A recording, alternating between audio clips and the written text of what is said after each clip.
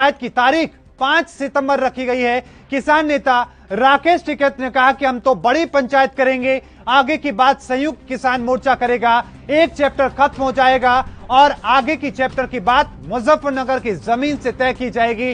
हालांकि राकेश टिकैत से जब इस पूरे मामले को लेकर साफ तौर पर अगर पूछा जाए तो राकेश टिकैत खुद के चुनाव लड़ने से जरूर पीछे हटते नजर कहने की बात कहते हैं, लेकिन इससे पहले किसान नेता राकेश टिकैत से पहले गुरनाम सिंह चढ़ू ने आपको बताएं कि विधानसभा चुनावों में लड़ने की बात कह चुके हैं।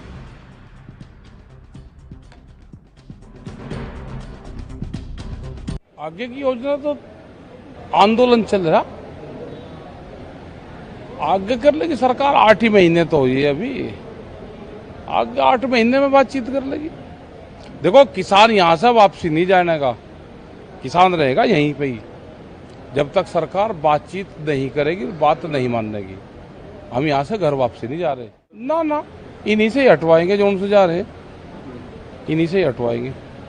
चुनाव लड़ने की कोई योजना नहीं, हमारी कोई योजना नहीं चुनाव लड़ने की। और सितंबर ने वक्त दिया है, सितंबर में 5 सितंबर की एक बड़ी पंचायत हम करेंगे, उसमें फैसला लेंगे आगे का आंदोलन की कैसे रणनीति और आगे बनानी है, उस पर फैसला लेंगे। और क्या इस दौरान आपके पूरे देश में, क्योंकि हाँ चलेंगे, मीटिंग करेंगे, देश भर में जाएंगे, बात करेंगे देश के लोगों से। और राजनीति दबाव भी है, जनता इनको वोट नहीं दे रही तो राजनीति के दबाव है। भाई जिसका जो मर्ज है उसे उसी मर्ज की तो दवाई दी जा। ये पॉलिटिकल उससे ताकतवर बने वोट लेकर जनता की। अब जनता इनको वोट नहीं दे रही तो बताओ हमारे पे क्या इलाज है। कई लोग ये कयास लगा रहे हैं कि आप भी चुनाव में उतर। नहीं, हम चुनाव नहीं लड़ते, चुनाव नहीं, वोट की चोट वो देंगे। तो वोट की चोट देने की बात यहां पर राकेश टिकैत करते नजर आ रहे हैं, लेकिन इसके साथ ही राकेश टिकैत के अलावा बाकी किसानों की हम बात करें, बाकी किसान नेताओं की, तो वो कहीं ना कहीं विधानसभा चुनावों की तैयारियों में जुट चुके हैं। गुरनाम सिंह चढ़ू खुद इस पूरे मामले को लेकर बयान दे चुके हैं। हालांकि राकेश टिकैत खुद के चुनाव लड़ने से खुद को दूर रखने की बात कर रहे हैं। इन तमाम चीजों को लेकर हम चर्चा करने की कोशिश करेंगे। आज की चर्चा में हिस्सा लेने के लिए हमारे साथ बीजेपी से खेमचंद शर्मा जुड़ चुके हैं। आपका बहुत बहुत स्वागत है सर ये एनपी न्यूज पर। हमारे साथ शिव सिंह जुड़ चुके हैं, आपको बताएं कि संयोजक हैं संयुक्त किसान मोर्चा के। आपका स्वागत है सर ये एनपी न्यूज पर। सबसे पहले शिव सिंह जी, आंदोलन करते करते अब विधानसभा चुनावों में लड़ने की तैयारी। जी हेलो जी शिव सिंह जी, अपने विचार रखें। नहीं, देखिए क्या है कि मुख्य मुद्दा हमारा किसान बिल वापसी का है। और जब हमारी बात सरकार ने नहीं सुना तो हम लोगों ने सरकार के खिलाफ प्रचार भी किया और सरकार के खिलाफ किसान ने 5 राज्यों में वोट देने का भी काम किया। उसके परिणाम आपके सामने हैं। लेकिन जहां चुनाव की बात है, अभी आपने कहा कि चढ़ूनी साहब ने कहा कि हम विधानसभा चुनाव लड़ेंगे पंजाब में, तो पंजाब में, तो मैं तो ये कहूंगा ये सरकार को चेतावनी है और ये निर्णय संयुक्त किसान मोर्चा लेगा। जनता को पागल बनाया जा रहा था, लोगों को बेवकूफ बनाया जा रहा था कि किसान आंदोलन के नाम पर आप लोगों ने लोगों का समर्थन लिया और अब आप विधानसभा में पहुंचने के लिए, मंत्री बनने के लिए, विधायक बनने के लिए अब आप अपने सही रंग में आ रहे हैं। नहीं, किसान को बिल्कुल मंत्री बनने की लालसा नहीं है और ना किसान कभी मंत्री बनने के लिए मैदान में आया। हम सरकार को चेतावनी दे रहे हैं। नहीं शिव सिंह जी, फिर सरकार को चेतावनी दे रहे हैं। आप ये कहिए कि कुछ नेता हैं शिव सिंह जी, फिर किसानों का नाम नहीं लेना चाहिए, क्योंकि किसान से मतलब ये होता है कि तमाम किसान, और इससे बाकी किसान बदनाम भी होते हैं। जिन लोगों ने संघर्ष किया हुआ है वो बदनाम होते हैं।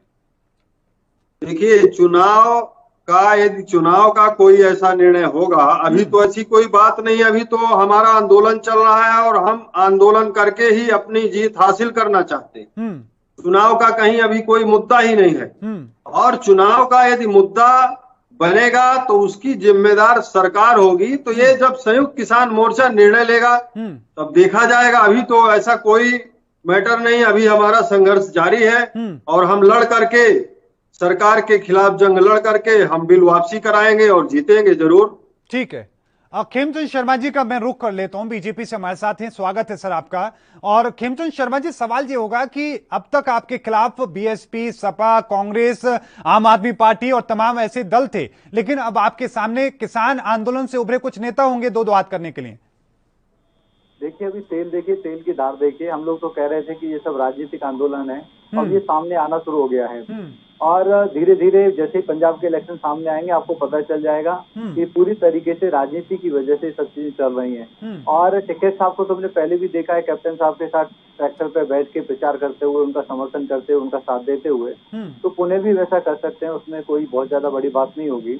लेकिन राजनीति करनी है तो सामने आओ, हमें कोई दिक्कत नहीं है, सभी का अधिकार है, लोकतंत्र है, लोकतंत्र में कोई भी पार्टी बना सकता है, कोई भी राजनीति कर सकता है, कोई भी चुनाव लड़ सकता है, सबका अधिकार है, टिकैत साहब का भी अधिकार है और लोगों का भी अधिकार है। और लेकिन किसानों के नाम पे आप धरना प्रदर्शन ना करें, किसानों को बहकाने का काम ना करें, किसानों को भटकाने का काम ना करें। किसान समझ चुका है, किसान जानता है कि जो अभी जो वर्तमान में कृषि बिल है वो होल्ड पे है और कोर्ट की जो कमेटी है वो भी इस पर चर्चा पर चर्चा कर रही है। सभी लोगों से बात कर रहे हैं, सब लोग अपनी बातें रख रहे हैं, बता रहे हैं कि क्या फायदा है, क्या नुकसान है और अधिकतर लोग अपने फायदे बता रहे हैं। जब उस पर चर्चा पर चर्चा चल रही है और उसके बाद कोर्ट निर्णय लेगा, और हम सभी जानते हैं कि हमारा जो कोर्ट का सिस्टम है बेस्ट सिस्टम है और सब लोग उस पर विश्वास रखते हैं। जब कोर्ट के सिस्टम पे हम सभी विश्वास रखते हैं तो कोर्ट का प्रोसेस चल रहा है। जब मैटर जुडिशरी में है, सब जुडिस है, तो उस समय धरना प्रदर्शन करना उसका कोई तुक नहीं बनता। लेकिन फिर भी कुछ लोग कर रहे हैं, अब उसमें कर रहे हैं तो हम कुछ कर नहीं सकते। लेकिन सरकार ने अपनी ओर से बातचीत का रास्ता भी खुला रखा है। अभी हमारे आदरणीय मंत्री जी ने भी, कृषि मंत्री जी ने भी बोला है कि हम बातचीत के लिए तैयार हैं। तो अभी इन नेताओं को डिसाइड करना है। और बहुत सारी ऐसी घटनाएं भी वहाँ पे हो रही हैं जो नहीं होनी चाहिए थी। वहाँ पे हमारी बंगाल की बहन को पहले वहाँ बलात्कार किया जाता है, फिर उनकी हत्या होती है। वहाँ के सोकॉल किसान नेता उसको लेकर तो चलो फिलहाल जांच चल रही है। लेकिन खेमचंद शर्मा जी, एक बात मैं समझने की कोशिश करना चाह रहा हूँ, आपने सुप्रीम कोर्ट का भी जिक्र किया, शिव सिंह जी भी इसको लेकर कुछ कहना चाह रहे हैं, लेकिन शिव सिंह जी रुक करूंगा मैं आपका। लेकिन खेमचंद शर्मा जी, आप कह रहे हैं कि सुप्रीम कोर्ट में भी मामले हैं, इसको लेकर अभी हमने इंप्लीमेंट नहीं किया है। 5 तारीख को जो क्षमता थी कि स्टोर करने की इतनी क्षमता रहेगी उसको हटा लिया गया है 5 जुलाई को। और दूसरी बात सर, ये समझने की कोशिश करूंगा कि जो नए कृषि कानून थे, ये मांग तो किसानों की आज भी है। बेशक किसान आंदोलन से कुछ नेता चुनाव लड़ने की राह तलाश रहे हों। देखिए, कानून किस लिए? कानून किसानों को एम्पावर करने के लिए, उनको हक देने के लिए है, उनको आधुनिक शक्ति देने के लिए है। और आपने देखा, जहां तक एमएसपी की बात है, अब की बार 8 साल पूरा रिकॉर्ड बना है और 433 लाख मीट्रिक टन गेहूं की खरीदारी हुई है। और ये पिछले साल में भी रिकॉर्ड था, उससे ज्यादा खरीदारी हुई है। तो हर साल हमारे यहाँ पे एमएसपी पे पैसा भी ज्यादा दिया जा रहा है, खरीदारी भी ज्यादा की जा रही है। लेकिन खेमचंद शर्मा जी, ये जो आप कहते हैं कि एमएसपी पर खरीदारी हो रही है, लोग कहते हैं, किसान कहते हैं कि हमने तो अभी गेहूं बेचा ही नहीं है। आप कह रहे हैं कि हमने सबसे ज्यादा खरीदारी कर ली, और वो ये कह रहे हैं कि अभी हमें सही दाम भी नहीं मिल रहे, इस वजह से हम बेच नहीं रहे। ये सही दाम आप दे किसको रहे हैं, ले कौन रहा है? भैया, कौन सा किसान कह रहा है कि गेहूं बेचे नहीं? गेहूं हमारे तैयार हो जाते हैं अप्रैल में, मई में, और गेहूं बिके हैं, धड़ल्ले से गेहूं बिके हैं।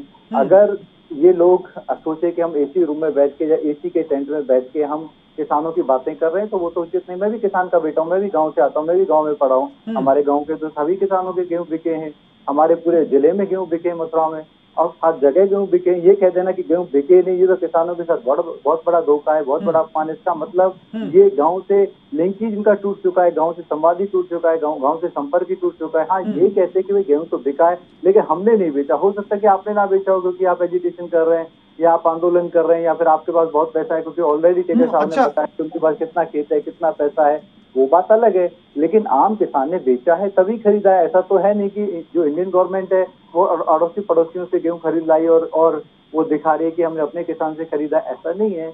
ठीक है सर, मैं शिव सिंह जी एक बार फिर से रुख में आपका करना चाहूंगा। आपने तमाम बातें सुनी, आप इसको लेकर जवाब भी देना चाह रहे थे, लेकिन शिव सिंह जी, एक सवाल बहुत बुनियादी यहां पर उठाया गया खेमचंद शर्मा जी के द्वारा कि आप जो लगातार कह रहे हैं कि हमें एमएसपी नहीं मिल पा रही है, वो कह रहे हैं कि एमएसपी पर रिकॉर्ड स्तर पर इस बार खरीदारी हुई है। ये तो साहब इनकी भाषा है। आप जमीन स्तर पर आए और जमीन स्तर पर भारतीय जनता पार्टी के लोग आए, देखें कि कितने लोगों को एमएसपी का लाभ मिला है। अभी आप कह रहे थे कि हमारे गांव में सारी खरीदी हो गई है। आइए मध्य प्रदेश के अंदर सर्वे करा दें आपको, कितने किसानों का अभी गेहूं नहीं बिका, और जिनका बिका भी वो खुले आसमान में लाखों टन, इसका मेरे पास सबूत है और रिकॉर्ड है। लाखों टन गेहूं मैदान में खड़े खड़े रखे रखे सड़ गया बारिश में। सरकार के पास, मध्य प्रदेश सरकार के पास कोई इंतजाम हर राज्य नहीं। का यही हाल है सर, हर राज्य का यही हाल है। जबकि हर खरीदी केंद्र में 5 लाख रुपया सरकार बजट देती है कि वो तिरपाल से उसको ढकेंगे, और जो किसान वहां पर जाएगा गल्ला बेचने, उसको बैठने की व्यवस्था, उसके जलपान की व्यवस्था, इसके लिए 5 लाख रुपए का फंड है सरकार का। लेकिन कहीं इनके पास इंतजाम नहीं है। सारा भ्रष्टाचार का खेल चल रहा है। और ये क्या कागजी भाषा बोल रहे हैं।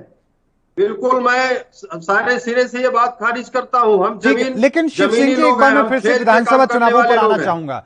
मैं एक बार फिर से चुनावों पर रुख करना चाहूंगा, वो इसलिए क्योंकि आपको इसमें कोई शक नहीं करना चाहिए कि किसानों के आंदोलन को बहुत सारे किसानों का समर्थन है। यही वजह है कि आंदोलन आज तक टिका है और मजबूत है। लेकिन आपको नहीं लगता कि यह आंदोलन अब कमजोर हो जाएगा? कमजोर इसलिए हो जाएगा कि किसान नेताओं के द्वारा जब चुनाव में लड़ने की बातें होंगी, चुनाव में जाने की बात होंगी, तो लोगों को लगेगा कि हमारे साथ धोखा हुआ है। देखिए, जब क्योंकि बीजेपी ये कह रही कि बीजेपी तो लगातार आरोप ये लगाती रही थी कि राजनीतिकरण हो चुका है इस आंदोलन का, ये लोग आंदोलन की आड़ में अपनी सियासी जमीन मजबूत कर रहे हैं। लेकिन वो कह रहे हैं कि खुले में आकर लड़िए, किसानों के पीछे मत खड़े रहिए।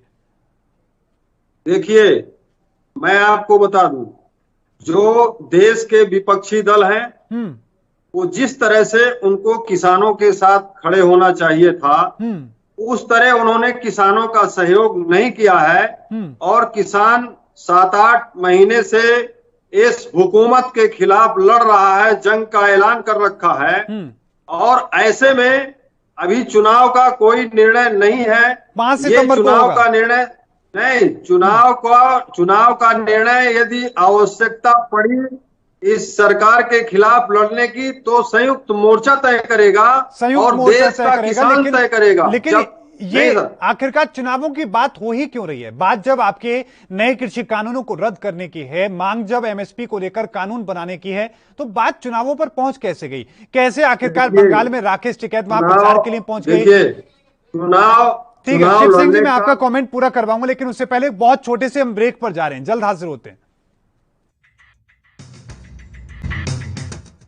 ब्रेक के बाद एक बार फिर से आपका स्वागत है। लगातार चर्चा जारी है, दोनों मेहमान हमारे साथ बने हुए हैं। शिव सिंह जी, एक बार फिर से रुख आप ही का करूंगा और इस बात को समझाएं लोगों को, किसानों को, कि आखिरकार 3 कृषि कानूनों को रद्द करने की मांग के साथ साथ एमएसपी को कानून बनाने की मांग के साथ साथ ये चुनावों का राग कब से अलापने लगे किसान?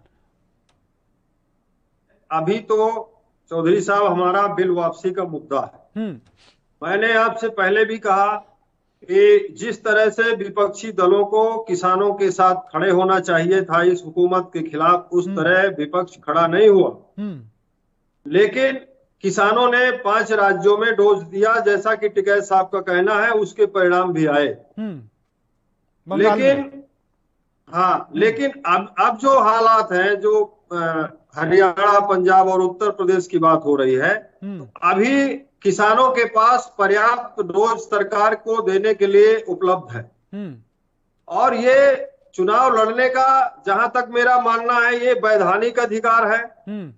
जब ऐसी स्थिति परिस्थिति आएगी कि आप सदन में पहुंच करके हम इस बिल को वापस करा सकते हैं। एकदम लाजमी है आपकी कि सभी के पास अधिकार है, जो मतदान कर सकता है वो लड़ भी सकता है, लड़ना भी चाहिए। लेकिन बात इस बात पर है कि जो बीजेपी लगातार शुरुआत से आरोप लगाती रही, आरोप ये लगाती रही कि राकेश टिकैत चुनाव लड़ चुके हैं, 2 चुनावों में जमानत जब्त हो चुकी है। लगातार ये आरोप लगाती रही कि किसान आंदोलन के पीछे एक बड़ी राजनीतिक साजिश रची जा रही है। वो सच होती नजर आती है तो किसानों को दुख होता है सर।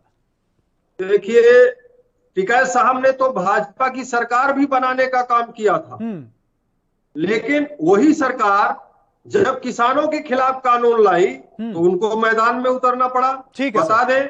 ठीक है, मैं समझ गया। आप चेतावनी के रूप में देने की बात कह रहे हैं। खेमचंद शर्मा जी, आपने तमाम बातें है हमारी, और खेमचंद शर्मा जी, ये चेतावनी कह लीजिए, ये धमकी कह लीजिए, और साथ में आपको क्या लग रहा है कि किस तरह की स्थिति रहेगी जब किसान आंदोलन को लेकर आज तक सरकार उनकी बात नहीं मान रही है, तो मजबूरी में उनको विधानसभा में लड़ना भी पड़ेगा? देखिए, वो लड़ना उनका हक है और खुल के लड़ें। किसानों का चोला छोड़ दें। और सिर्फ भाई हमारे बड़े भाई हैं, लेकिन उनसे अनुरोध करूंगा आप टीवी पे ऐसे शब्द ना बोलें जो आपको हास्यास्पद बनाए। आप कह रहे लाखों टन अनाज मध्य प्रदेश में खराब हो गया, ऐसा पॉसिबल नहीं। लाखों टन तो वहाँ के गोडाउन में भी नहीं होगा, और लाखों टन आप कह रहे हैं खराब हो गया, ऐसा कैसे हो जाएगा? और 5 लाख एक मंडी के लिए होगा। और किसान जो अपनी फसल लाता है तो अपना बेसिक इंतजाम करके भी लाता है। और वहाँ पे जो वहाँ पे आप कह सकते हैं व्यापारी हैं या फिर वहाँ पे जो सरकारी दुकान है, वहाँ पे भी एक बेसिक व्यवस्था रहती है। तो इस तरीके का शब्द ना बोलें कि लाखों टन खराब हो गया, उससे ना चीजें रिलेट नहीं होती। इसका मतलब है कि आप मंडियों में जा नहीं रहे, किसानों से बात नहीं कर रहे हैं, या गाँव में जा नहीं रहे। आप गाँव में जाना शुरू करिए भैया, ताकि आपके पास प्रॉपर इनपुट रहे, सही इनपुट रहे। कि आप नहीं जा रहे हैं तभी ऐसी बातें कर रहे हैं कि लाखों टन का इतना होता है कि एक जिले में भी पैदा नहीं होता। खेमचंद शर्मा जी, आंकड़ा ऊपर नीचे हो सकता है, सच्चाई तो देखिए आप मथुरा में बैठे हैं या लखनऊ में बैठे हैं या फिर देश के किसी राज्य में, स्थिति है, बड़ी उम्र है। हकीकत ये है कि जब बारिश आई है, जब बारिश आई है, किसानों की जो फसल है वो बर्बाद हुई है, चाहे उसने बेच दी हो या फिर उसके पास रही हो। 3 चीजें भैया, 3 चीजें। किसानों की फसल खेत में बर्बाद होना, किसानों की फसल जब वो बेचने जा रहे हैं मंडियों में बर्बाद होना, किसान ने बेच दी है उसके बाद जो स्टॉक में सरकारी जो गोडाउन में रखा है, सरकार का माल रखा है, वो खराब होना। हमारे यहाँ पे भंडारण को बेटर करने की प्रक्रिया चल रही है, उसमें टेक्नोलॉजी को भी इम्प्लीमेंट किया जा रहा है, उसमें आधुनिकता भी लाई जा रही है, और इस सरकार ने उसमें बहुत सारा काम किया है। ज्यादातर जो अनाज खराब होता है वो सरकारी भंडारों में खराब होता है, क्योंकि उसकी जो व्यवस्था, जो पहले कह सकते हो ट्रेडिशनल व्यवस्था थी, उसमें टेक्नोलॉजी नहीं थी, उसमें नए नहीं। चलिए ठीक है, इन चीजों को आप बेहतर कर रहे हैं, तो फिर किसानों को परेशान क्यों किया जा रहा है? किसान अगर वो मांग कर रहे हैं कि नए कृषि कानूनों को रद्द कर दीजिए, तो वो कर दीजिए, ताकि आपको ये कहने का मौका ना मिले और कोई आपके खिलाफ इस तरीके से चुनाव लड़ने के लिए तैयार ना हो। सुनिए, 70 साल से किसानों की भलाई में एक परिवर्तन करना बहुत जरूरी था। किसानों को हक देना जरूरी था, किसानों को एक कानूनी हक देना बहुत जरूरी था, और वो कदम किसी ने भी उठाया नहीं, क्योंकि किसी में भी हिम्मत नहीं थी। वो सबसे सब संकुचित राजनीति करते थे। हमें क्योंकि मोदी जी को जनता ने इतना बहुमत किस लिए दिया है कि हम वो करें जो जनता के लिए जरूरी है, हम वो करें जो देश के लिए जरूरी है, हम वो करें जो किसान के लिए जरूरी है। इसीलिए कि दूरगामी परिणामों के लिए, किसानों की आय को दुगनी करने के लिए, किसान को मजबूत करने के लिए, किसानों को आधुनिक बनाने के लिए तीनों कानून आए। आज किसान को कॉन्ट्रैक्ट खेती में भी कानून मिलेगा, हक मिलेगा, किसानों को हर तरीके की उसमें सुविधा दी गई है। किसान प्रथम की इसमें पॉलिसी है कि किसान फर्स्ट, और उसके बाद जो बिजनेसमैन है वो सेकेंड। लेकिन बिजनेसमैन को भी इस तरीके का फ्रेमवर्क दिया है कि वो भी इस तरीके के काम में अपने आप को इन्वॉल्व करे। अगर उसके लिए कोई फ्रेमवर्क नहीं होगा तो वो आएगा नहीं, तो किसान को जो एक्स्ट्रा पैसा मिलने चाहिए, जो आधुनिक टेक्नोलॉजी मिलनी चाहिए, वो मिल नहीं पाएगी। तो पीपीपी मॉडल में किसान का भला हो, उसमें बिजनेसमैन पार्टिसिपेट करें, कंपनी पार्टिसिपेट करे, और किसान। तो फिर आप समझा क्यों नहीं पाए किसान छोटे होते जा रहे हैं? नहीं, फिर समझा क्यों नहीं पाए खेमचंद शर्मा जी किसानों को? अगर ये कानून इतने ही भले हैं तो ये सैकड़ों की संख्या में, हजारों की संख्या में किसान हमने सड़कों पर देखे, ये क्यों आखिरकार उतरे? आपने सैकड़ों हजारों की बात की, लेकिन हमारे यहाँ पे तो 60 करोड़ के आसपास किसान हैं। इसका मतलब हम सैकड़ों, हजार या लाख भी इसमें से निकाल दें तो जो 99.99% जो किसान है वो तो समझ रहे हैं। तो मैं किसी को गलत नहीं कह रहा, सबका अपना एजुकेशन करने का अधिकार है, लेकिन ये कह देना कि सरकार जो कानून लाई है वही गलत है, और उन कानून को इम्प्लीमेंट होने से पहले आप खाली शक शंका की वजह से या अपनी पूर्वाग्रह की वजह से आप उनको गलत कह दो, वो बिल्कुल गलत है। उन कानून को जमीन पे इम्प्लीमेंट होने दो, इम्प्लीमेंट होने के बाद उनके फायदे नुकसान देखने दो। कोई भी सरकार परमानेंट नहीं है। अगर उनका नुकसान होगा तो किसान और जनता उसका जवाब देगी, और आने वाले चुनावों में हमें भुगतना पड़ेगा। लेकिन अगर उसका फायदा होगा तो हमें उसका लाभ भी मिलेगा। आप उसके फायदे को जनता को देने नहीं दे रहे हो। अगर फायदा हो गया, क्योंकि उनमें फायदा होने वाला है, अगर वो फायदा हो गया तो जो राजनीति कर रहे हैं, जो अपनी दुकानें चला रहे हैं, उनकी दुकानें बंद हो जाएंगी। ये सबसे बड़ी समस्या है। देखिए, लोकतंत्र में क्या होता है, लोकतंत्र में जनता ने वोट देके एक सरकार को चुना, उसको काम करने दो। उस काम करने के बाद अगर उससे लाभ नहीं होता तो जनता फिर जवाब देगी। 5 साल में चुनाव होता है, हर स्टेट में चुनाव होता है, तो आप उस प्रक्रिया को रोक क्यों रहे हो? और इसके ऊपर भी हमारे देश में जुडिशरी है, जुडिशरी उसे रिव्यू कर रही है, जुडिशरी सबसे बात कर रही है, प्रोसेस को देख रही है। तो आप अपने सिस्टम में विश्वास करो ना। आप क्यों हमारे किसान भाई बहनों को, बुजुर्ग लोगों को गांव से लेके आप यहाँ पे हाईवे पे रुके हुए हो, और हाईवे पे आप इनकन्वीनियंस लाखों लोगों नहीं, को उससे भी गंभीर तो inconvenience ये दे कि रहे सर हो। बहुत सारे लोगों की जान चली गई और इससे गंभीरता जो पूरी दुनिया में इसको लेकर गलत संदेश गया। फिलहाल शिव सिंह जी, अंतिम कमेंट के रूप में मैं आपके पास पहुंच रहा हूं, क्या कुछ आप कहेंगे, क्योंकि सरकार तो लगातार यही दावा कर रही है कि कानून अच्छे हैं और 99.9% किसान इसके समर्थन में है। देखिए, पहली बात तो मैं कहूंगा भटनागर जी से कि अभी आपने खेमचंद कहा, शर्मा जी। अरे हाँ, हाँ शर्मा जी से मैं ये कहूंगा कि अभी आप कह रहे थे कि लोकतंत्र, इस देश में लोकतंत्र है और हम लोग लोकतंत्र को मानने वाले लोग हैं। तो मैं तो ये कहूंगा कि लोकतंत्र की जिस तरह से सरेआम हत्या आज उत्तर प्रदेश में हुई है, तो इसका जिम्मेदार कौन है? पूरा देश दुनिया देखा कि लोग उत्तर प्रदेश के अंदर क्या हुआ जहां लोकतंत्र की बात करते हैं। और रही बात किसान बिल की, ब्लॉक प्रमुख के चुनावों तो की आप कह रहे हैं कि ये पेन आपको खरीदना पड़ेगा, और हम ये किसान कह रहा है कि ये पेन हमको नहीं लेना है। तो ये कौन सी जबरदस्ती है जब हम कह रहे हैं कि जो किसान बिल, जो किसान नीतियां देश में लागू हैं उससे हमें प्रसन्नता है, हमें खुशी है, हमें अमन चैन है, तो फिर आप क्यों जबरिया किसान बिल थोप रहे हैं? जबरदस्ती क्यों किसानों के ऊपर ये नए बिल थोपे जा रहे हैं? बहुत सही बात आपने कही सर। मैं आखिरी कमेंट के रूप में आपके पास आ रहा हूं सर, क्या कहेंगे, किस तरीके से खेमचंद शर्मा जी किसानों को आश्वस्त करेंगे एक लाइन में?